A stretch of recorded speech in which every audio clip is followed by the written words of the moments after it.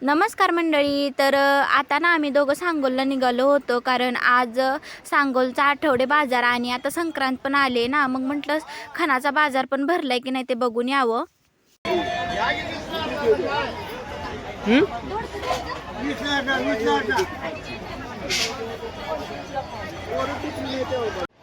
आणि इथे ना या ताई नुसत्याच येऊन बसल्या होत्या आणि त्यांच्याकडे इथे ना छान फ्रेश ताजी टवटवीत अशी चाकवताची भाजी होती, पालकाची पण होती, हरभऱ्याचे ढाळे पण होते. मग म्हटलं इथूनच घ्यावे सगळे, कारण ह्या वर्षी ना घरची एक सुद्धा भाजी नव्हती. मग म्हटलं सगळं विकतच घ्यावं लागलं आणि म्हणूनच भोगीसाठी इथून सगळ्या अशा भाज्या घेतल्या.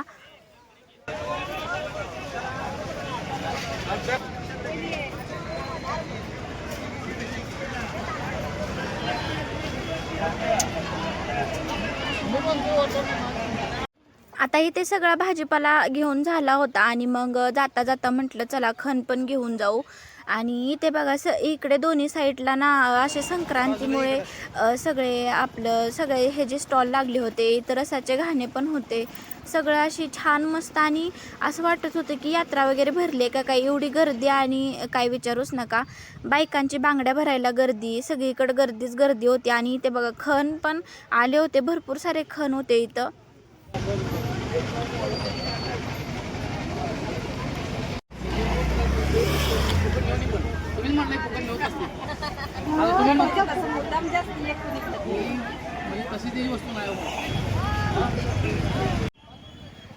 आता दरवर्षीप्रमाणे मी हाच एक खण घेतला होता. एकदम ह्याचा माठ वगैरे एकदम छान होता, खालून व्यवस्थित बसणारा होता. आणि मग इथे घरून आणलेलं तीळ तांदूळ हळद कुंकू लावून घेतलं खणाला. नंतर तीळ तांदूळ वाहिले आणि इथं त्या आजी पण आल्या होत्या खण घेण्यासाठी, मग त्यांनाही हळद कुंकू लावून घेतलं. तसंच 5 बायकांना मी हळद कुंकू इथं लावलं. आणि मग तुम्ही कुठल्या प्रकारचा खण घेतला ते नक्की मला कमेंट करून सांगा.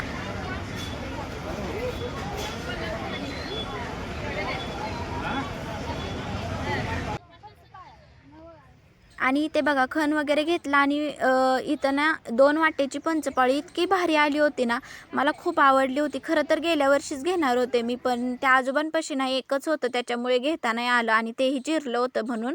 आणि मग ह्या वेळेस पण त्याच आजोबांनी पंचपाळ आणली होती, ती घेतलं. मला घ्यायचं होतं पंचपाळ. आणि मग इथे पुढे येऊन चुडा आणि पाटल्या राहिल्या होत्या घ्यायच्या, मग ते अक्कांसाठी आणि माझ्यासाठी चुडं पाटल्या घेतल्या.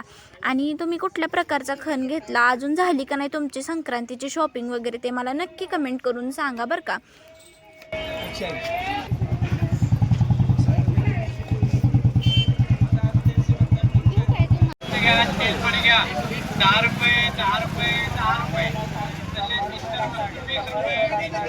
आणि येता येता इथं विड्याचं सामान पण घेतलं, जे आपलं लागणार आहे ते. आणि मग आलो आम्ही घरी. तर कसा वाटला व्हिडिओ आपला आजचा ते नक्की कमेंट करून सांगा. लाईक करा, शेअर करा आणि आपल्या चॅनलला सबस्क्राईब करा. बाय.